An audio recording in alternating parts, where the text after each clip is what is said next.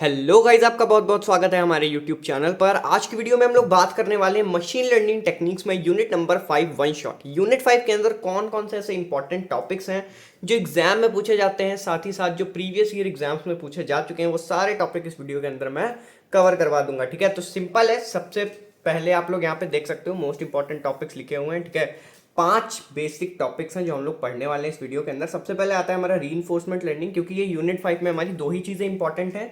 एक है reinforcement learning और दूसरा है जेनेटिक एल्गोरिदम। ठीक है, रीइंफोर्समेंट लर्निंग, इसके टास्क और एग्जांपल देखेंगे। Then we will see the Markov decision process. ठीक है, ये भी रीइंफोर्समेंट लर्निंग के थ्रू काम करता है। ठीक है, फिर हमारा क्यू लर्निंग और डीप क्यू लर्निंग, ये भी रीइंफोर्समेंट लर्निंग पे कहीं ना कहीं बेस्ड है। Deep Q learning reinforcement learning पे डायरेक्टली बेस्ड नहीं है। ठीक है, बट डीप क्यू लर्निंग क्या करता है, न्यूरल नेटवर्क का यूज करता है, तो वो सारी चीजें हम लोग देखेंगे। आपके सिलेबस में सिर्फ डीप क्यू लर्निंग का इंट्रोडक्टरी पार्ट है। ठीक है, पूरा डेप्थ में एल्गोरिदम वगैरह नहीं समझनी हमको, सिर्फ हमको बेसिक्स देख लेना है कि डीप क्यू लर्निंग होती क्या है। ठीक है, देन आता है हमारा जेनेटिक एल्गोरिदम। जेनेटिक एल्गोरिदम एकदम डीप में है आपके सिलेबस में। ठीक है, बट इस वीडियो के अंदर मैं डीप में नहीं जाऊंगा बहुत ज्यादा, मैं आपको बस बता दूंगा कि जेनेटिक एल्गोरिदम होती क्या है। अगर आपको पहले से सारी चीजें क्लियर नहीं है जेनेटिक एल्गोरिदम के बारे में, तो एक वीडियो का लिंक मैं डिस्क्रिप्शन बॉक्स में डाल रहा हूं, आप वो वीडियो जाके देखो। उसमें genetic algorithm, genetic cycles, mutation, crossover, इन सब के टाइप्स, हर चीज एकदम अच्छे से मैंने एक्सप्लेन करी हुई है। ठीक है, सो वहां पे जाके आप इस पर्टिकुलर टॉपिक को अच्छे से पढ़ सकते हो। बाकी आपको सिर्फ रिवीजन करना है, तो सिंपली मैं जेनेटिक एल्गोरिदम यहाँ पे बता दूंगा। ठीक है, सो स्टार्ट करते हैं, सारे टॉपिक्स देखते हैं। सबसे पहले आता है हमारा रीइंफोर्समेंट लर्निंग। तो रीइंफोर्समेंट लर्निंग होती क्या है, स्टार्टिंग में जो हम लोगों ने टाइप्स ऑफ लर्निंग देखे थे, तो वहां पे भी हमने बात की थी रीइंफोर्समेंट लर्निंग की।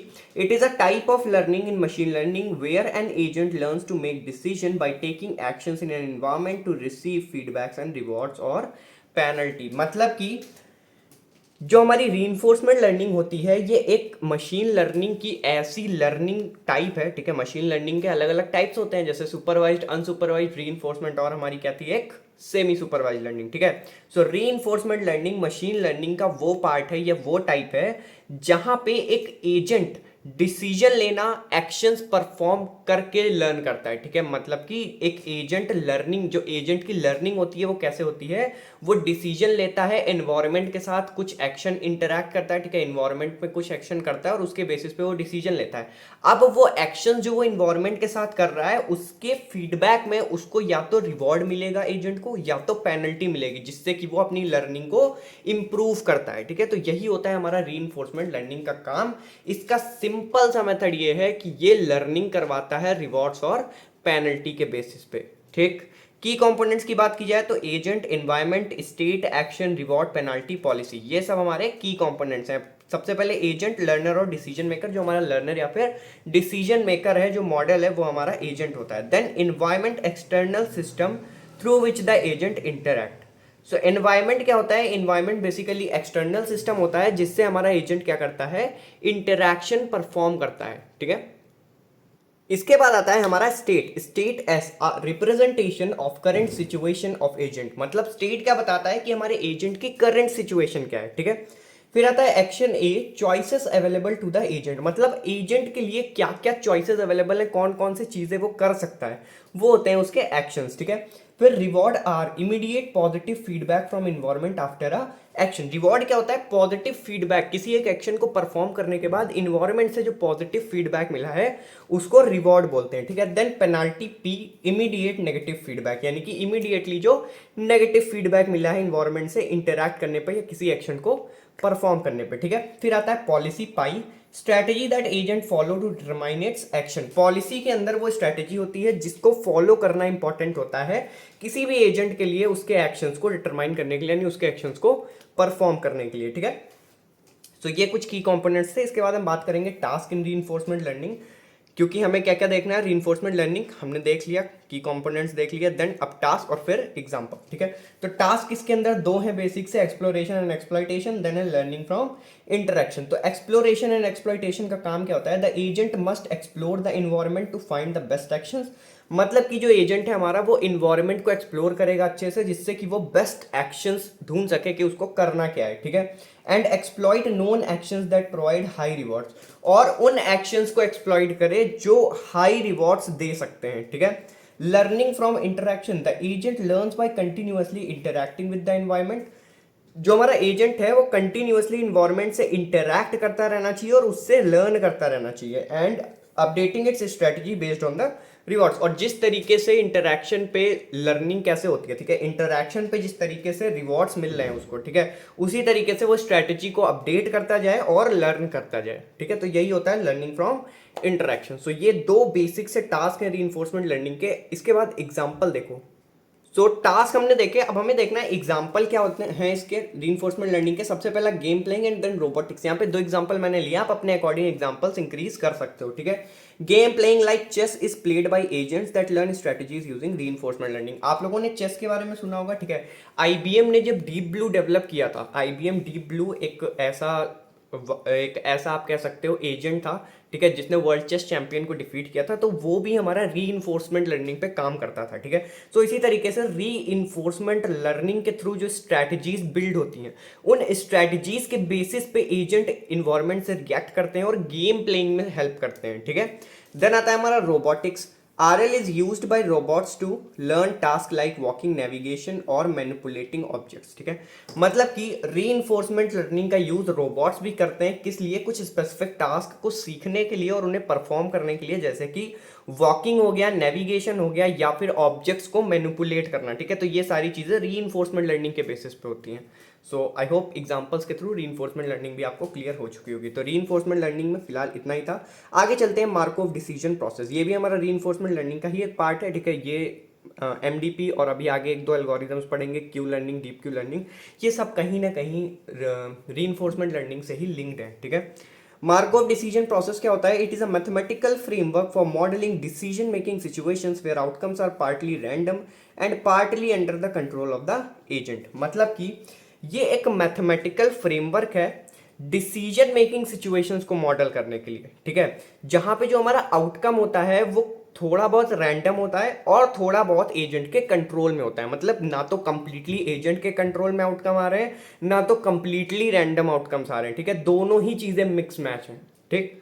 की कंपोनेंट्स की बात करें तो state s, actions a, transition model t, reward function r और पॉलिसी पाई, ठीक है। स्टेटस क्या होता है? Set of all possible situation in which agent can be. मतलब स्टेट्स क्या है? जो सारी पॉसिबिलिटीज हैं जिसमें एजेंट हो सकता है हमारा, ठीक है। एक एक्शन क्या है? State of all possible actions an agent can take. मतलब यहां पे क्या है? सारी पॉसिबल सिचुएशंस जिसमें हमारा एजेंट हो सकता है, और एक्शन यानी कि ऑल पॉसिबल एक्शंस, पूरा उसका सेट, जितने भी एक्शन वो परफॉर्म कर सकता है एनवायरमेंट पे, उसका पूरा सेट होता है एक्शंस, ठीक है। देन आता है transition model T, the probability of transitioning from one state to another due to action A. अब किसी एक पर्टिकुलर स्टेट से किसी दूसरी स्टेट पे जाना, ठीक है। फॉर एग्जांपल एस स्टेट से एस डैश स्टेट पे पहुंचना, ठीक है। इस ट्रांजिशनिंग की जो प्रोबेबिलिटी है किसी एक एक्शन पे बेस्ड, ठीक है, वही होता है हमारा ट्रांजिशन मॉडल, ठीक है। देन आता है हमारा reward function r, the immediate reward received after transition. मतलब ट्रांजिशन के जस्ट बाद जो रिवॉर्ड हमको रिसीव होता है वो होता है रिवॉर्ड फंक्शन, ठीक है। फिर आती है पॉलिसी पाई, डिफाइंस एजेंट बिहेवियर। पाई यानी पॉलिसी का सिंपल सा मतलब है कि ये एजेंट के बिहेवियर को डिफाइन करेगी, ये बताएगी कि किस स्ट्रैटेजी से हमारा जो एजेंट है वो काम करेगा, ठीक। MDP का फ्रेमवर्क देखो, मतलब किस प्रोसेस को फॉलो करता है मार्कोव डिसीजन प्रोसेस, ठीक है। The agent starts in a state S, S state से एजेंट ने किया स्टार्ट, ठीक है। अब स्टार्ट कर रहा है, यहाँ पे ट्रांजिशन होगा, ठीक है। It chooses an action A based on its policy pi. अब एस स्टेट से एजेंट ने स्टार्ट किया, फिर उसने एक्शन ए को चूज किया based on its policy pi, यानी पाई पॉलिसी के बेसिस पे जो भी स्ट्रैटेजी है उसकी, उस स्ट्रैटेजी के बेसिस पे उसने एक पर्टिकुलर एक्शन को चूज किया, ठीक। It receives a reward R S, A and transition to a new state S dash according to a transition model T S, A, S dash। देखो इस लाइन का मतलब ये है कि जो हमारा एजेंट है उसने S स्टेट से स्टार्ट किया, अब उसको ट्रांजिशन करके जाना है S डैश स्टेट तक, ठीक है। तो उसने क्या किया? एक एक्शन चूज किया A, जो कि किस पे डिफाइंड है? उसकी पॉलिसी पे डिफाइंड है, यानी जो भी स्ट्रेटेजी डिफाइंड है उसी के बेसिस पे उसने एक एक्शन चूज किया। अब उस एक्शन की हेल्प से वो नई ट्रांजिशन स्टेट पे पहुंचता है S डैश पे, ठीक। और ट्रांजिशन मॉडल हमारा क्या बनता है? T S, A, S dash, ठीक है। यानी एस से स्टार्ट हुआ, एक्शन ए परफॉर्म किया, फिर एस डैश पे पहुंच गया, ठीक। समझ आ गया ये point? The process repeats and the agent aims to maximise the cumulative reward over time. अब यही प्रोसेस क्या होता रहता है, रिपीट होता रहता है, और हमारे एजेंट का एम ये होता है कि वो जो रिवॉर्ड्स मिल रहे हैं टाइम के अकॉर्डिंग उसको मैक्सिमाइज कर सके। ठीक है, तो ये बेसिक सा फ्रेमवर्क है हमारे मार्कोव डिसीजन प्रोसेस का। आई होप क्लियर हो गया होगा। ठीक है, आगे बढ़ते हैं अगले टॉपिक की तरफ। So next is Q learning. Q learning क्या होती है, क्वालिटी लर्निंग भी इसको आप समझ सकते हो। ठीक है, it is a popular model free reinforcement learning algorithm that learns the quality of actions. ठीक है, ये एक popular model free reinforcement learning algorithm है जो क्वालिटी ऑफ एक्शंस के बेसिस पे लर्निंग करती है। ठीक है, मतलब एक्शंस की क्या क्वालिटी है उसके बेसिस पे लर्निंग करती है। ठीक है, डिनोटेड एज क्यू वैल्यूज। अब क्यू वैल्यूज क्या होती हैं, एक्शंस की क्वालिटीज दिखाती हैं। ठीक है, which represent the expected utility of taking an action in the given state and following the optimal policy। मतलब जो एजेंट है हमारा वो अपनी पॉलिसी को फॉलो करते हुए किसी एक एक्शन को परफॉर्म करेगा। अब उस एक एक्शन की कितनी ज्यादा यूटिलिटी है, ठीक है, उसी को रिप्रेजेंट करती हैं हमारी क्यू वैल्यूज। ठीक है, और क्यू वैल्यूज के बेसिस पे जो लर्निंग होती है वो होती है हमारी क्यू लर्निंग। ठीक है, simple definition, I hope clear हो गई होगी। आगे बढ़ते हैं, क्यू फंक्शन देखते हैं। देखो क्यू लर्निंग का तो डेफिनेशन आपको समझ में आ गया होगा। ठीक है, क्यू फंक्शन देखो क्या होता है, क्यू क्या होता है, the Q value Q S comma A represent the expected cumulative reward of taking action A in the state S following the optimal policy. Q value क्या बताता है कि जो भी एक्शन हमारा एजेंट लेगा, ठीक है, जो भी एक्शन हमारा एजेंट लेगा किसी एक स्टेट एस पे, सो उस एक्शन की वजह से उसे क्या एक्सपेक्टेड रिवॉर्ड मिलने वाला है उसको रिप्रेजेंट करता है Q value Q S comma A. ठीक, समझ आ गई बात। The goal is to learn the optimal Q function Q asterisk S comma A which gives the highest expected reward for any state action pair. मतलब कि जो final goal है हमारे एजेंट का वो क्या होता है कि वो ऑप्टिमल क्यू फंक्शन को लर्न कर सके। ऑप्टिमल क्यू फंक्शन यानी कि एक ऐसा क्यू फंक्शन जहां पे हमारा रिवॉर्ड जो है वो सबसे ज्यादा मैक्सिमाइज्ड हो किसी भी स्टेट एक्शन पेयर के कंपैरिजन में। मतलब कोई भी स्टेट पे कोई भी एक्शन हमारा एजेंट परफॉर्म करेगा तो एक ऐसा फंक्शन, ऐसा क्यू फंक्शन जहां पे क्वालिटी सबसे ज्यादा हाई हो, जहां पे रिवॉर्ड सबसे ज्यादा मैक्सिमाइज्ड हो, वो ही होता है हमारा क्यू फंक्शन यानी कि एजेंट का मेन गोल। ठीक है, समझ आ गई बात। एल्गोरिदम देखो सिंपल है, क्लियर हो जाएगा। इनिशियलाइज द क्यू टेबल, सबसे पहले हमें क्यू टेबल बनानी है, क्यू एस कॉमा ए पूरी टेबल हमारी बनेगी। ठीक है, फिर उस टेबल के हर एक एपिसोड के लिए हमें क्या करना है, initialise the starting state s, starting state s initialise करनी है। Choose an action a using an exploration strategy. ठीक है, अब ओवरऑल एक्सप्लोर करना है कौन कौन से एक्शंस किए जा सकते हैं, फिर उसमें से कोई एक एक्शन एज ए हमको क्या करना है, चूज कर लेना है। Then take action a and observe the reward r and the next state s dash. मतलब कि अब एस स्टेट पे हमें एक एक्शन परफॉर्म कराना है जो हमने चूज किया है। ठीक है, और उस एक्शन के बेसिस पे हमें ये ऑब्जर्व करना है कि क्या रिवॉर्ड आ रहा है। ठीक है, और फिर उस रिवॉर्ड के बेसिस पे क्या नेक्स्ट स्टेट होनी चाहिए। ठीक, update the Q value using the Bellman equation. Q value update होती है बेलमैन इक्वेशन के थ्रू। बेलमैन इक्वेशन यहाँ पे लिखी हुई है, Q S comma A implies Q S comma A plus alpha R plus gamma max Q S dash comma A dash minus Q S comma A. So ये Bellman equation है। इसमें alpha का मतलब है लर्निंग रेट जो कि control करता है कि कितना अमाउंट ऑफ अपडेशन होना है हर एक स्टेप पे, और गामा यहाँ क्या डिनोट करता है, discount factor determine importance of the future reward. ये डिस्काउंट फैक्टर बताता है यानी कि कितनी इंपॉर्टेंस है फ्यूचर रिवॉर्ड्स की। ठीक है, update the state s to the new state s dash. और उसके बाद जब हमें एस स्टेट के लिए हमने सॉल्व कर लिया, अब एस को हमें एस डैश स्टेट में चेंज करना है। ठीक है, और फिर से इसी प्रोसेस को रिपीट करना है। ठीक, समझ आ गई बात। बस यहाँ पे क्या चेंज हो जाएगा, जहां पे एस है वहां पे एस डैश आ जाएगा, यहाँ जहां एस है वहां एस डैश आ जाएगा, जहां एस डैश है वहां एस डबल डैश आ जाएगा, यानी कि अगली स्टेट पे जाने का। ठीक, प्रोसेस सेम रहेगा। समझ में आ गई बात, क्यू लर्निंग किस तरीके से काम कर रही है। ठीक है, आगे बढ़ते हैं। So next is deep Q learning. अब डीप क्यू लर्निंग में बहुत ज़्यादा डीप हम लोग नहीं पढ़ेंगे क्योंकि आपके सिलेबस में सिर्फ इंट्रोडक्टरी पार्ट है यानी कि डेफिनेशन वगैरह, सो उससे ज़्यादा नहीं है डेप्थ में। It is an extension of Q learning that uses a neural network to approximate the Q values making it feasible to handle large और कंटिन्यूअस स्टेट स्पेस। तो बेसिकली जैसे क्यू लर्निंग में हम लोग क्या कर रहे थे, स्टेट्स के बेसिस पे काम कर रहे थे, उसे क्यू लर्निंग के साथ अगर न्यूरल नेटवर्क को अटैच कर दिया जाए, न्यूरल नेटवर्क के साथ में क्यू लर्निंग परफॉर्म कराई जाए, तो वो होती है हमारी डीप क्यू लर्निंग। ठीक है, न्यूरल नेटवर्क की हेल्प से जब क्यू लर्निंग हमारी क्यू वैल्यूज को अप्रोक्सीमेट करने लगे तो मतलब कि वो डीप क्यू लर्निंग पे कन्वर्ट हो चुकी है, वो डीप क्यू लर्निंग पे काम कर रही है। इसका यूज किस लिए होता है?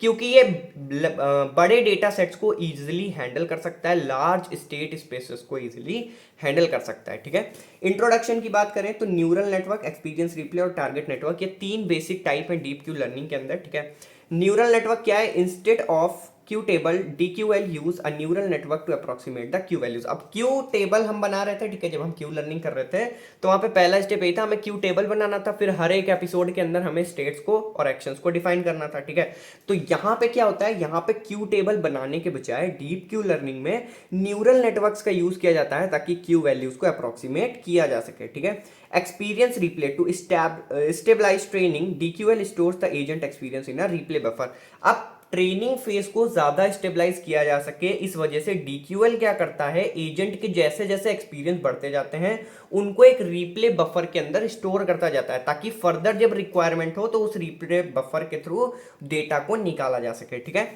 Target network, DQL uses two neural networks, the primary network Q and the target network Q. देखो क्यू डैश, ठीक है, तो DQL के अंदर हमारे यानी डीप क्यू लर्निंग के अंदर दो तरीके के न्यूरल नेटवर्क यूज होते हैं। एक होता है प्राइमरी नेटवर्क जिसको क्यू बोला जाता है और दूसरा होता है टारगेट नेटवर्क जिसको क्यू डैश बोला जाता है। टारगेट नेटवर्क का काम क्या होता है? It helps in stabilizing the training by providing consistent targets during update. ये ओवरऑल हमारे ट्रेनिंग फेज को स्टेबलाइज करता है, जो भी हमारे टारगेट की रिक्वायरमेंट होती है। ठीक है, अपडेट्स के टाइम जो भी हमारे टारगेट्स की रिक्वायरमेंट होती है उनको फुलफिल करते हुए हमारी ओवरऑल ट्रेनिंग को स्टेबलाइज करने का काम करता है टारगेट नेटवर्क। ठीक, देन है हमारी जेनेटिक एल्गोरिदम। जेनेटिक एल्गोरिदम फिर से बता रहा हूं मैं, डिस्क्रिप्शन बॉक्स में लिंक है अगर आपको एकदम डिटेल में देखना है। ठीक है, तो वहां पे जाके आप देख लो, एकदम डेप्थ में अच्छे से वहां पे पढ़ाया था, हर एक पॉइंट को अच्छे से इलेबोरेट किया था, प्लस एग्जांपल देके अच्छे से वहां पे समझाया था। हालांकि समझा यहाँ भी दूंगा, बट द थिंग इज कि क्रॉसओवर के टाइप्स, म्यूटेशन के टाइप, सिलेक्शन के टाइप्स, ये सारी चीजें यहाँ पे हम लोग नहीं देखेंगे। ठीक है, यहाँ पे सिर्फ जेनेटिक एल्गोरिदम में बताऊंगा। सो देख लो genetic algorithm, it is a optimization technique based on the principles of natural selection and genetics. तो बेसिकली जेनेटिक एल्गोरिदम होती क्या है? ऑप्टिमाइजेशन टेक्निक होती है। ठीक है, या स्टोकेस्टिक सर्च मेथड भी इसको बोला जाता है। ठीक है, ये ऑप्टिमाइजेशन टेक्निक होती है जो कि बेस्ड होती है नेचुरल सिलेक्शन और जेनेटिक्स के प्रिंसिपल पे, कि किस तरीके से नेचुरली सिलेक्शन होता है, नेचुरली जेनेटिक्स इवॉल्व होते हैं। ठीक है, स्टेप्स की बात की जाए तो initialization, selection, crossover, mutation, replacement और लास्ट आता है हमारा इटरेशन। तो अभी इधर देख लो जो 5 लिखे हुए हैं, उसके बाद लास्ट वाला हम लोग वहां पे देख लेंगे। तो इनिशियलाइजेशन में क्या होता है? Generate an initial population of candidates randomly. So सबसे पहला काम हमें क्या करना है? इनिशियल पॉपुलेशन जनरेट करनी है कैंडिडेट्स की रैंडमली, मतलब कि एक बड़ा सेट हमको मिला। ठीक, हमने क्या किया, उस बड़े से सेट में हमने एक पॉपुलेशन उठा ली। ठीक है, मान लो इंडिया में 1.8 बिलियन पीपल हैं अभी। ठीक, हमने क्या किया, हमें कुछ करवाना है। ठीक है, अब छोड़ो, ह्यूमन को रहने देते हैं। ठीक है, हनी बीज, ठीक है, वही पुराना एग्जांपल मैं उठाता हूँ, हनी बीज। ठीक है, एक मान लो एक डिब्बा है हमारे पास। ठीक है, उस डिब्बे में 1000 हनी बीज है। ठीक, अब हमें सबको तो नहीं सेलेक्ट करना। ठीक, तो हमने क्या किया, उसमें से 50 हनी बीज निकाल ली, 50 रैंडम हनी बीज हमने चूज कर ली।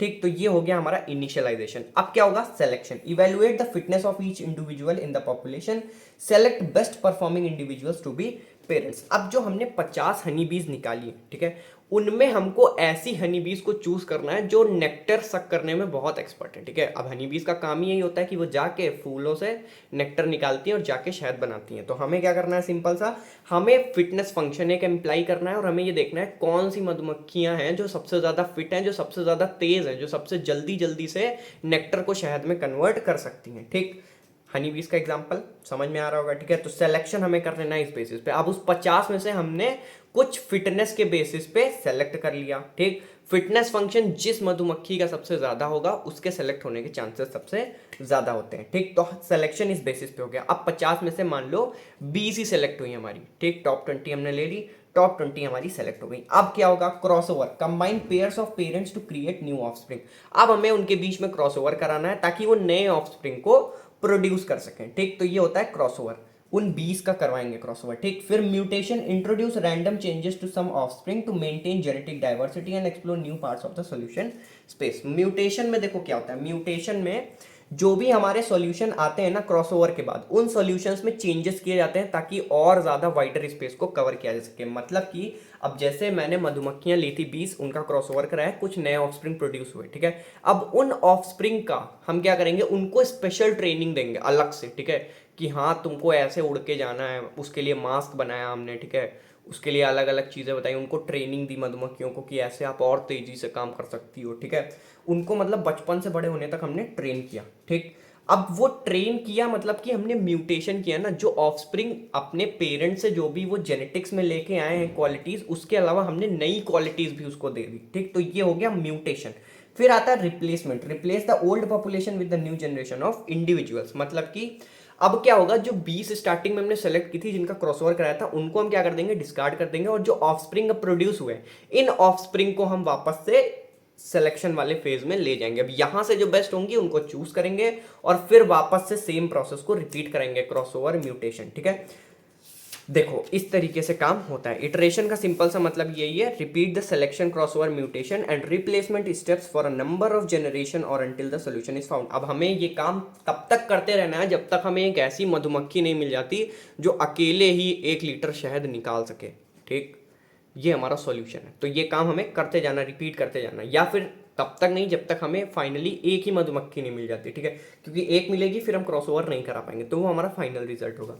समझ में आ गई बात एग्जाम्पल के थ्रू। ये हमारी होती है जेनेटिक साइकिल, मतलब जेनेटिक एल्गोरिदम की जो साइकिल है, start, initialization, selection, crossover, mutation and then end, ठीक है। तो क्या होता है, म्यूटेशन तक आती है चीज़, म्यूटेट होने के बाद वापस से सिलेक्शन, क्रॉसओवर, म्यूटेशन, फिर सिलेक्शन, क्रॉसओवर, म्यूटेशन। इस तरीके से प्रोसेस चलता रहेगा। कब तक चलता रहेगा, जब तक हमें फाइनल सॉल्यूशन नहीं मिल जाता। जैसे ही सॉल्यूशन मिलेगा एंड कर देंगे, अदरवाइज घूमता रहेगा घूमता रहेगा, ठीक है। तो यहाँ पे मैं मेंशन भी कर देता हूँ, if solution found, if not found. Okay, so यहाँ पे मैंने मार्क भी कर दिया, ठीक है। इफ सॉल्यूशन फाउंड और नंबर ऑफ इटरेशंस रीच, तो म्यूटेशन से एंडिंग हो जाएगी और यहाँ पे हमको सॉल्यूशन मिल जाएगा। अगर सॉल्यूशन नहीं मिला है तो वापस से नॉट फाउंड सॉल्यूशन और वापस से जाएंगे सिलेक्शन पे, ठीक है। So this was all about this video. So इसके अंदर काफ़ी चीज़ें हम लोगों ने देख ली। यूनिट 5 में इससे ज़्यादा कुछ नहीं पूछा जाएगा एग्जाम के अंदर, ठीक है। And all the very best for the exams. Thank you so much for watching the video. इसके अलावा जेनेटिक एल्गोरिदम जिसको डेप्थ में पढ़ना है, ठीक है, म्यूटेशन, क्रॉसओवर, सिलेक्शन, इनके सबके भी अलग अलग टाइप्स हैं।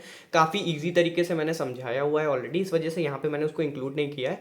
तो वो एक वीडियो के अंदर हम आप सिर्फ जेनेटिक एल्गोरिदम ही पढ़ोगे, उसके अलावा उस वीडियो में कुछ भी नहीं है। मैं डिस्क्रिप्शन बॉक्स में लिंक डाले दे रहा हूँ, आप जाके अभी देख लो। एग्जाम पीओवी से इंपॉर्टेंट है क्योंकि ये सारी चीज़ें एग्जाम में पूछी जा सकती हैं, ठीक है। So thank you so much for watching the video. All the very best for the exams.